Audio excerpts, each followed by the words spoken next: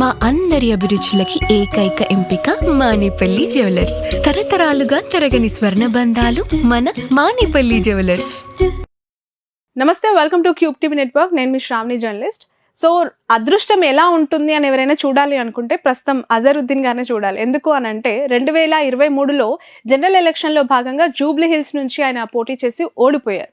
Cut చేస్తే 2023లో మాట్లాడుకుంటున్నాం. ఇప్పుడు ఆయన ఒక ఎమ్మెల్సీతో పాటు బొనాన్జా మినిస్ట్రీ కూడా ఆయన దక్కించుకున్నారు. కాసేపటి క్రితమే రేవంత్ రెడ్డి ఒక సంచలనాత్మక నిర్ణయం, అందులో భాగంగా కేబినెట్ విస్తరణలో ఎల్లుండి అజరుద్దీన్ ప్రమాణ స్వీకారం చేయబోతున్నారు.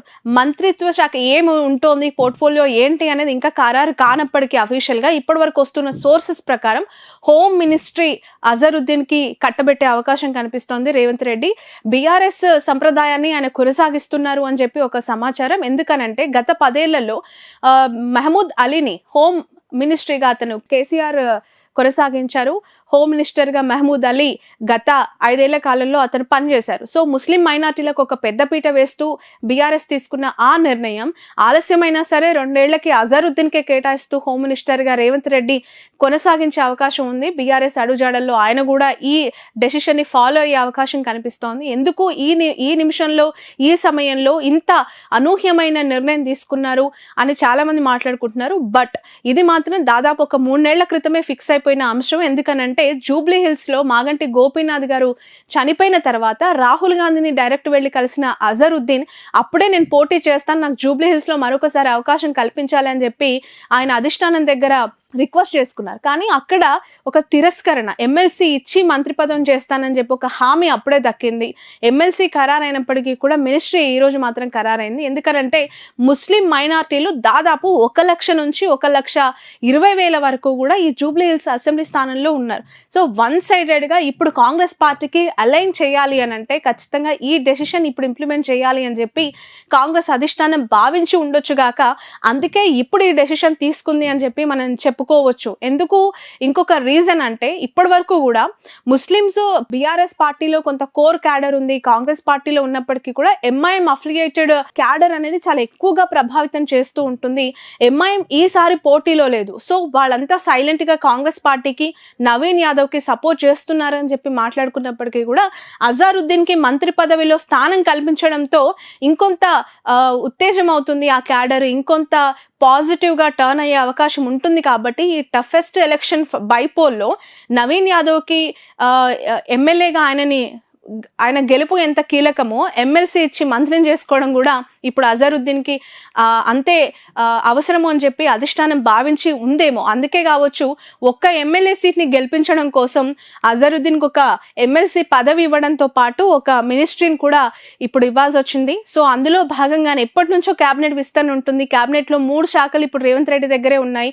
ఒకటి హోమ్ మినిస్ట్రీ, అలాగే ఎడ్యుకేషన్, అలాగే మున్సిపల్ అండ్ అడ్మినిస్ట్రేషన్. ఈ 3 కూడా ఏది వస్తుంది అని చెప్పి చాలా రకరకాల ఊహాగానాలు.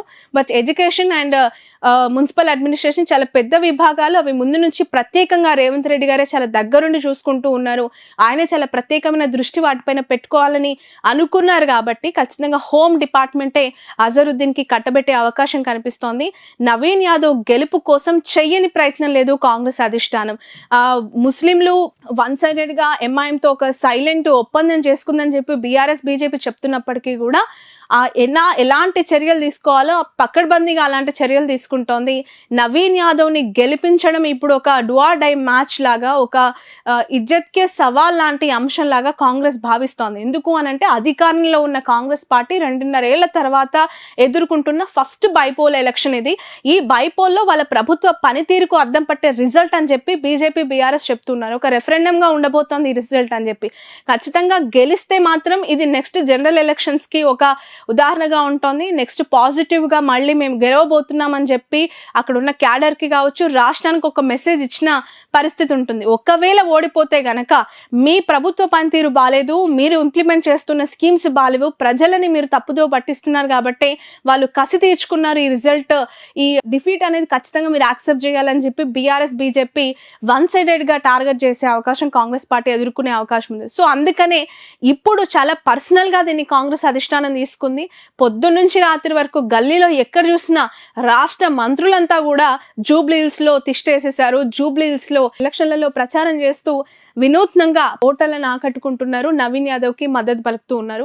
బట్ సమస్యాత్మక ప్రాంతాల్లో చాలా మంది రౌడీ షీటర్స్ అవ్వచ్చు, లేదంటే ఇతరత్ర నేర ప్రవర్తన వాళ్ళందరినీ బైండ్ అవుట్ చేసినప్పటికీ కూడా పాజిటివ్ టర్న్ చేసుకోవాలి, పాజిటివ్ ఓట్ బ్యాంక్ సైడే మనం ఫోకస్ చేయాలి అనే ఉద్దేశంతో ఇప్పుడు అజారుద్దీన్కి ఈ క్యాబినెట్ విస్తరణలో భాగంగా మంత్రి పదవిని ఖరారు చేసింది. ఒక అనూహ్యమైన పరిణామం అనే చెప్పాలి. ఎందుకంటే ముస్లిమ్స్ అంతా కూడా ఎదురు చూస్తూ ఉన్నారు. వాళ్ళ మైనార్టీలకు సంబంధించి ఎవరికి కూడా పెద్దగా స్థానం కల్పించలేదు అని చెప్పి షబ్బీర్ అలీ లాంటి సీనియర్ నాయకులు కూడా ఎంతో కాలంగా వెయిట్ చేస్తున్నారు. సో వాళ్ళందరికీ కాదని చెప్పి, మోరోవర్ షబ్బీర్ అలీ రేవంత్ రెడ్డికి అత్యంత సన్నిహితులుగా కొనసాగిన వ్యక్తి, కాంగ్రెస్ పార్టీలో ముందు నుంచి ఉన్న వ్యక్తి, చాలా యాక్టివ్ పాలిటిక్స్లో కూడా రేవంత్ రెడ్డి పాదయాత్రలో అప్పటి నుంచి కంటిన్యూ అవుతున్నారు. బట్ ఇప్పుడు అజరుద్దీన్ అధిష్టానం బ్లెస్సింగ్స్తో ఈ క్యాబినెట్ విస్తరణలో భాగంగా ఈ స్థానం సంపాదించుకోవడం అనేది చాలా గుడ్ మూవ్ గానే చూస్తోంది కాంగ్రెస్ పార్టీ. సో ఈ రిజల్ట్ ఈ మంత్రిత్వ శాఖతో 1,20,000 వరకు ఉన్న ఓట్లు వన్ సైడెడ్గా టర్న్ అవుతాయా, బైపోల్లో ఓటింగ్లో ప్రభావితం చూపిస్తాయా లేదా అనేది చూడాల్సిన అవసరం.